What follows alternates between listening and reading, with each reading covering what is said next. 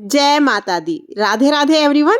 आज की वीडियो में हम जानेंगे कि गुप्त नवरात्रि का पूजन हम घर पर कैसे करते हैं। वैसे तो गुप्त नवरात्रि का पूजन सिद्धियों की प्राप्ति के लिए किया जाता है, लेकिन किसी विशेष मनोकामना की पूर्ति के लिए साधारण मनुष्य भी गुप्त नवरात्रि का पूजन कर सकता है। गुप्त नवरात्रि का पूजन करने के लिए सबसे पहले हम एक चौकी लगा लेंगे। चौकी पर लाल रंग का वस्त्र हमें बिछाना है। उसके बाद हम थोड़े से फूल यहाँ पर आसन के रूप में रखेंगे और फूल रखकर या थोड़े से चावल रखकर हम माँ भगवती, माँ दुर्गा के स्वरूप किसी भी फोटो या मूर्ति को यहाँ पर विराजमान कर देंगे। तो माँ दुर्गा को हमें विराजमान करना है। उसके बाद थोड़े फूलों का आसन देकर हम गणेश जी को विराजमान करेंगे, क्योंकि गणेश जी के बिना कोई भी पूजा पूर्ण नहीं होती है। तो गणेश जी को विराजमान कर दिया है। इसके बाद माता का शेर का मुख जिधर है, यानी कि माता रानी के राइट हैंड की तरफ हमें कलश की स्थापना करनी है। तो थोड़े से चावल की ढेरी हम लगा लेंगे। उसके बाद एक कलश में हम शुद्ध जल भरेंगे। जल भरने के बाद इसमें हमें सुपारी डालनी है, सिक्का डालना है, हल्दी डालनी है, थोड़े से चावल हम डाल देंगे और एक कमल गट्टा मैंने डाला है। आप चाहे तो आप लौंग या इलायची भी डाल सकते हैं, या धन की प्राप्ति की अगर आपकी इच्छा है तो कमल गट्टा आप डाल दीजिए। पांचों चीज हम डाल देंगे। उसके बाद 5 आम के पत्ते तिलक लगाकर हम इसमें सजा देंगे। उसके ऊपर हम किसी भी पूर्ण पात्र को रखेंगे, यानी किसी भी प्लेट या ढक्कन में चावल भर के रख देंगे। एक नारियल लेंगे, नारियल पर लाल कपड़ा लपेट देंगे, तिलक कर देंगे और नारियल का मुख अपनी तरफ, पूजा करने वाले की तरफ नारियल का मुख होना चाहिए। इस तरह से नारियल को स्थापित कर देंगे। तो कलश की स्थापना हो गई है। जल के छींटे लगाकर हम सभी को स्नान करा देंगे।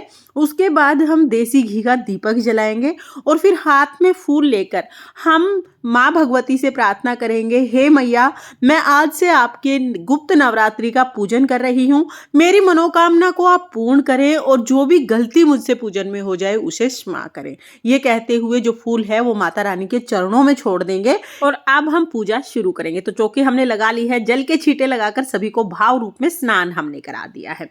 स्नान कराने के बाद हम वस्त्र स्वरूप कलावा समर्पित कर देंगे। तो पहले गणेश जी को, फिर माता रानी को कलावा समर्पित करेंगे और जो कलश है उस पर पहले ही हमने लाल रंग का कपड़ा बांध दिया है।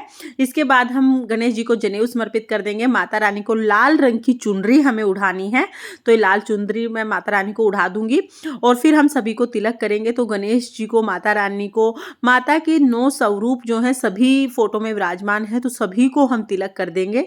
कलश पर भी हमें तिलक करना है और सभी को हम अक्षत समर्पित कर देंगे। और देखिए, दिए का भी विधिवत पूजन किया जाता है, तो दिए को भी आप तिलक जरूर कर दें।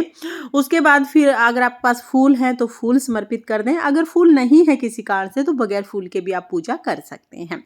अब हम माता रानी को श्रृंगार समर्पित करेंगे। तो आप चाहे तो आप 16 श्रृंगार समर्पित कर दीजिए। 16 श्रृंगार नहीं है तो 5, 7, 9 जितनी भी चीजें श्रृंगार की हैं वो आप माता रानी को जरूर समर्पित करें। फिर हम भोग समर्पित करेंगे। तो भोग में पताशे का भोग आप जरूर समर्पित करें।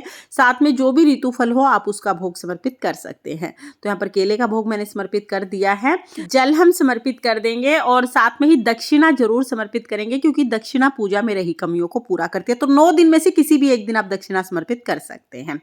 इसके बाद आप कोई भी पाठ कर सकते हैं, दुर्गा सप्तशती का पाठ कर सकते हैं या कोई भी कथा आप सुन सकते हैं। तो कथा कहानी सुन लेंगे। उसके बाद धूप दीप दिखाएंगे और फिर हम गाय के गोबर से बने हुए उपले को जलाकर छोटा सा हवन करेंगे। तो ये हमने उपला जला लिया है। अब इसमें सबसे पहले घी की आहुति हम डालेंगे। तो 2 घी की आहुति हमें डालनी है, इससे अग्नि भी अच्छे से प्रज्वलित हो जाएगी। उसके बाद 2 लौंग के जोड़े हम चढ़ा देंगे और फिर जो भी पताशा हमने भोग में चढ़ाया है वो पताशा या मिश्री जो मीठा आपने चढ़ाया है वो हम अग्नि में समर्पित करेंगे और साथ में कपूर भी हमें जरूर समर्पित करना है। तो इस तरह से छोटा सा हवन हो जाएगा। उसके बाद फिर हम करेंगे आरती। तो यहाँ पर बहुत ही प्रेम पूर्वक हम माता रानी की आरती करेंगे। पहले गणेश जी की आरती करेंगे, फिर माता रानी की आरती करेंगे। आरती करने के बाद पूजा में रही कमियों के लिए क्षमा याचना करेंगे और माता रानी से अपनी मनोकामनाओं को पूर्ण करने के लिए प्रार्थना करेंगे। तो इस तरह से हमें गुप्त नवरात्रि में सुबह के समय पूजन करना है। कि गुप्त नवरात्रि का पूजन भी साधारण जो नवरात्रि होती है उसी तरह से किया जाता है। इस तरह से पूजन करके फिर थोड़ा सा जल हम अपने हाथ में लेंगे और जो हमने हवन किया है यानी अग्नि में जो भोग समर्पित किया था उसके चारों तरफ हम 2 बार इस तरह से वार देंगे। तो इस तरह से हमारा जो पूजन है वो पूर्ण हो जाएगा। अब सुबह का पूजन करने के बाद जो जल का लोटा हमने लिया है ये हम सूर्य देवता को अर्घ दे देंगे और जो भी भोग प्रसाद आपने चढ़ाया या आप अपने घर के सदस्यों में ही सबको बांट दें। गुप्त नवरात्रि का जो प्रसाद होता है वो घर के सदस्यों में बांटना होता है, बाहर नहीं बांटना होता है। और उसके बाद ये जो चौकी है ये पूरे 9 दिन तक लगी रहेगी। श्रृंगार का सामान आपको एक बार ही चढ़ाना है, आप 9 दिन में से किसी भी एक दिन चढ़ा सकते हैं। शाम के समय भी हमें यहाँ पर दीपक जरूर जलाना है और माता रानी की आरती जरूर करनी है। तो इस तरह से पूरे 9 दिन तक माता रानी का पूजन किया जाता है। फ्रेंड्स, गुप्त नवरात्रि का इस सरल पूजन आपको कैसा लगा कमेंट करके जरूर बताना। और अगर ये वीडियो आपको पसंद आई हो, वीडियो आपके लिए थोड़ी बहुत भी यूजफुल हो तो प्लीज वीडियो को लाइक कर देना। और हाँ, गुप्त नवरात्रि इस वर्ष यानी 2024 में 10 फरवरी से आरंभ हो रही हैं और 18 फरवरी को समाप्त हो रही है। यानी 10 फरवरी से 18 फरवरी तक गुप्त नवरात्रि का समय रहेगा। माँ भगवती की कृपा आप पर सर्वदा बनी रहे, इसी कामना के साथ फिर मिलेंगे किसी और वीडियो में। तब तक के लिए जय माता दी, राधे राधे।